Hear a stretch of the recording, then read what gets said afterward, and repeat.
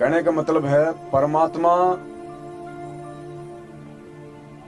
जिस बात को लेके हमसे दुखी होके 2014 बरवाला कांड के बाद उन्होंने हमसे दूरी बनाई है ना, हमने उस दूरी को परमात्मा जी को प्रसन्न करके हमने उसको कम करना है।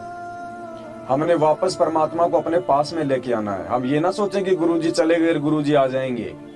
गुरुजी ऐसे नहीं आएंगे, गुरुजी को लाना पड़ेगा। ऐसे नहीं आएंगे गुरुजी। ऐसे तो गुरुजी समर्थ हैं, फिर 7.5 साल से क्यों नहीं आ रहे? गुरुजी को लाना पड़ेगा। लाओगे कैसे? गुरुजी को लाने का तरीका साथ संगत है। गुरुजी को लाने का तरीका गुरुजी के वचन में चलना है। गुरुजी को लाने का तरीका गुरुजी के सत्संगों पे अमल करके अपने जीवन में उतार के, और हमारे अंदर जितने भी दोष हैं, जितने भी अवगुण हैं, उनको हमने धीरे धीरे दूर करना है। एक दूसरे भाई बहन की संगति करके, एक दूसरे से सीख के हमने, तब गुरुजी हमारे नजदीक आएंगे, तब गुरुजी जेल से बाहर आएंगे। नहीं, कोई जबरदस्ती नहीं है कि गुरुजी जेल से बाहर आएंगे। परमात्मा है, वो तो जेल से भी चला जाए, कौन सी बड़ी बात है भाई।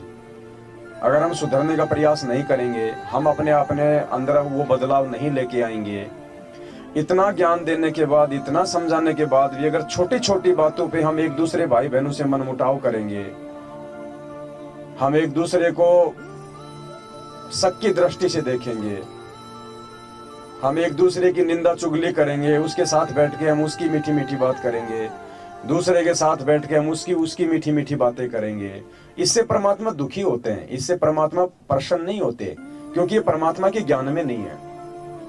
और परमात्मा के ज्ञान के विपरीत यदि हम चलेंगे, इस भक्ति मार्ग में आने के बाद भी, और विशेषकर साथ संगत से जुड़ने के बाद भी, यदि हम भगत आपस में गुटबाजी करेंगे, हम अपने अलग अलग संगठन बनाएंगे, इससे परमात्मा दुखी होते हैं।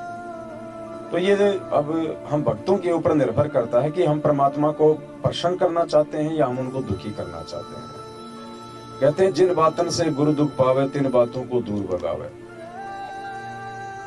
चाहे हमारे विषय में कोई कितना ही अच्छा सोचे, चाहे कोई कितना ही वो बुरा सोचे, हमने उसका कोई प्रत्युत्तर नहीं देना है। विशेषकर साथ संगत से जुड़े हुए भाई बहन, तभी उस आत्मा के ऊपर असर पड़ेगा एक दिन, और तभी हमारे अंदर वो परिवर्तन होगा। जब हम उस जहर को पिएंगे, वो जहर है, हम उस बात को अपने मन में नहीं रख पा रहे हैं, उस बात को हम अपने दिल में नहीं रख पा रहे हैं, और दूसरे व्यक्ति के सामने जाते तुरंत मीठी मीठी चुगली शुरू कर देते हैं, मीठी मीठी निंदा शुरू कर देते हैं, तो पुण्यात्मा हम वो जहर खा रहे हैं, जहर। और सोचो, जब किसी बाप का बेटा जहर खाएगा तो बाप दुखी होगा या फिर बाप प्रसन्न होगा। बाकी ऐसे साथ संगत में आके गुरुजी को भोग लगा कि हलवा खाने से ऐसे पाप नहीं कटेंगे। पाप काटने का रास्ता कुछ और है, जो हमने अपने अंदर परिवर्तन करना पड़ेगा।